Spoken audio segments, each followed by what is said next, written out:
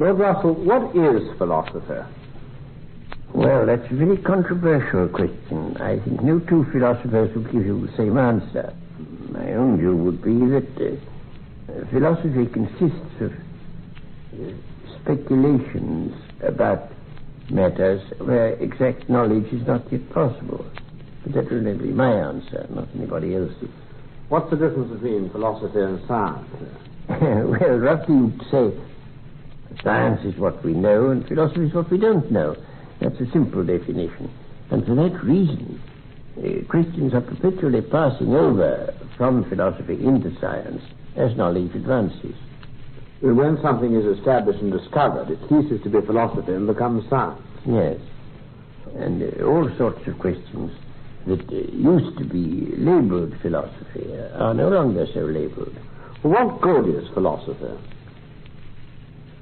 I think philosophy has two uses, really. One of them is to keep alive speculation about things that are not yet amenable to scientific knowledge. After all, scientific knowledge covers a very small part of the things that interest mankind and ought to interest them. There are a great many things of immense interest about which science, at present at any rate, has nothing to say. And I don't want people's imaginations to be limited and enclosed within what can be now known. And I think to enlarge your imaginative purview of the world into the hypothetical realm is one of the uses of philosophy. But there's another use which I think is equally important, which is to show that there are things we thought we knew and don't know. On the one hand, to keep us thinking about things that we may come to know, and on the other hand, to keep us modestly aware of how much that seemed like knowledge isn't knowledge. Could you give some illustrations of the sort of subjects which have been speculated about and then produce the material result later? Yes, it's quite easy to do so, especially from Greek philosophy. The Greeks invented a whole lot of hypotheses which turned out valuable later, but which in their day couldn't be tested. Take, for example, the atomic hypothesis. Democritus invented the atomic hypothesis that matter consists of little atoms. And after about 2,000 years, and rather more than that, it turned out that this was the right scientific view. But in his day, it was merely a suggestion.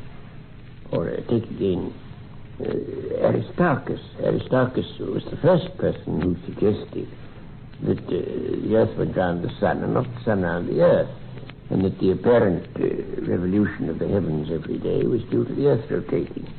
And that remained an almost buried and forgotten hypothesis until the time of Copernicus 2,000 years later. But Copernicus would probably never have thought of it if it hadn't been for Aristarchus. How is this done? By some sort of intuition? Oh, no, because the people who first think of these hypotheses can't say this is the truth. They can only say this may be the truth. And if you have a good scientific imagination, you can think of all sorts of things that might be true. And that's the essence of science. You first think of something that might be true, and then you look to see whether it is, and generally it isn't. But didn't Plato think that Democritus oughtn't to be speculating in this way at all? Oh, yes, Plato was horrified by him, said all his books ought to be burnt, because Plato didn't like science. He liked mathematics, but he didn't like anything else that was scientific. Now, in this way, philosophy, in a sense, becomes a kind of servant of science. Well, that's part of it. But, of course, it isn't only a servant of science, because there are a number of things that science can't deal with. All questions of values, for example. Science won't tell you what is good and what is bad. Tell you what is good or bad as an end, not just as a means. But what change has there been over the years in the attitude of philosophers and the public to philosophy, would you say? Well, that depends upon the school of philosophy that you're thinking of.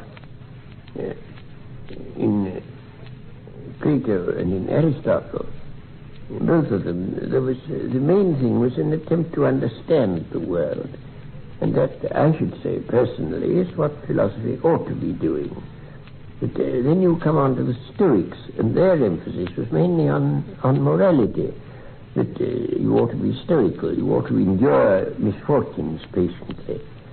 And that came to be the popular use of a philosopher.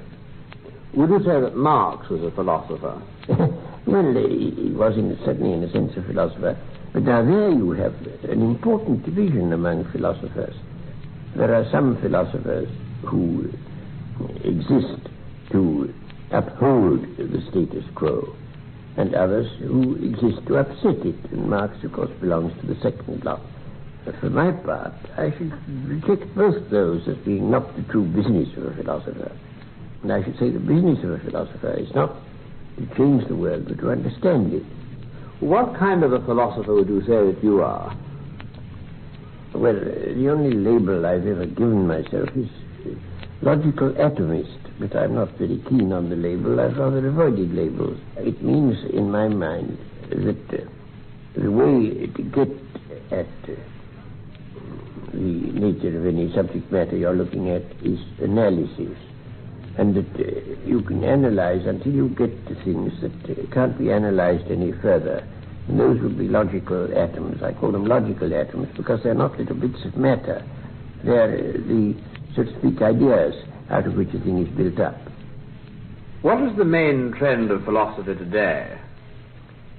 In what I was saying a moment ago, it would appear that philosophy is merely incomplete science, and there are people who don't like that view. They want to have science have a sphere, philosophy have a sphere to itself. That has led them into what you may call linguistic philosophy, that the important thing for the philosopher is not to answer questions, but to get the meaning of the questions quite clear. I can't myself agree to that view, but I could give an illustration. I was once bicycling to Winchester, and I lost my way, and I went to a village shop, and I said, can you tell me the shortest way to Winchester? And the man I asked called to a man in a back region whom I couldn't see. Gentleman wants to know the shortest way to Winchester. And the voice came back, Winchester? Aye. Way to Winchester? Aye. Shortest way? Aye. Don't know. And so I had to go on without getting an answer. Well, that is what Oxford philosophy thinks one should do. The continental approach is, it's more full-blooded. I don't agree with it anymore, but in a sense it's much more full-blooded and much more like philosophies of earlier times.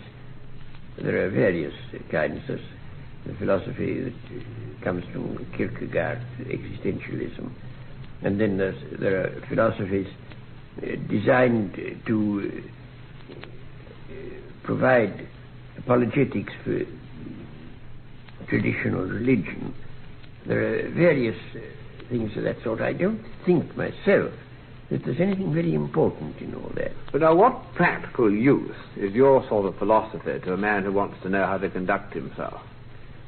Well, I find it useful because I get letters very often from people saying, I'm completely perplexed, I don't know what to do, and I can't see a reason for doing this rather than that. Well, I say to these people, now, this world is not one in which certainty is possible. If you think you've achieved certainty, you're almost certainly mistaken. That's one of the few things you can be certain about.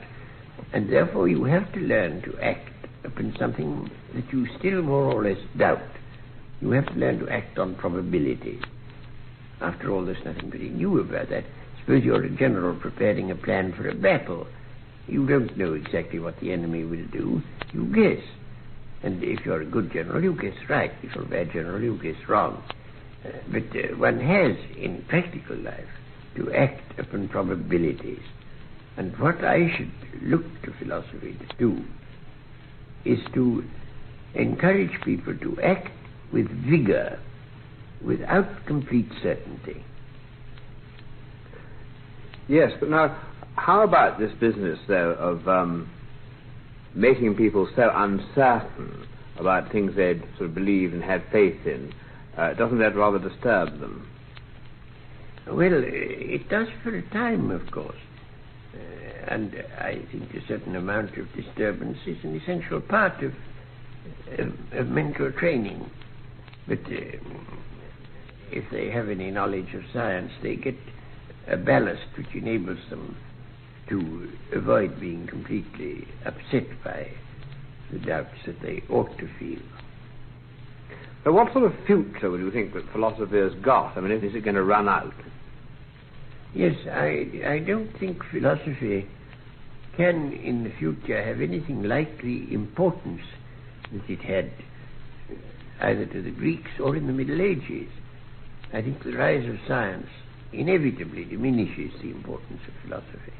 But how would you then summarize the value of philosophy in the present world and in the future?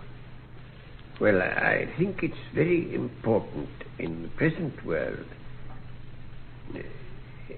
First, because, as I say, it keeps you realizing that there are very big and very important questions that science, at any rate at present, can't deal with, and that a scientific attitude by itself is not adequate.